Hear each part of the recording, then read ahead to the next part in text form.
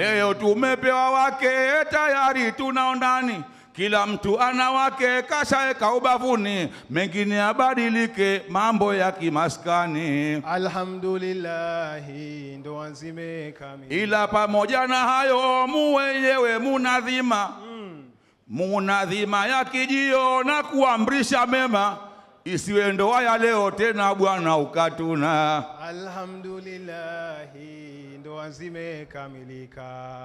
Muwe wengi ni mfano mzuri wa kuridhika, mujiepushe maneno yale yanayoudhika. Mume mwema ni mfano, sio yeye kukurika.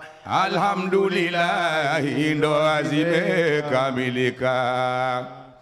Mupende mambo ya kheri, wake mukawafanyie, muwape mengi mazuri, wao pia wasiumie, muwatie sururi, nyoyoni wafurahie.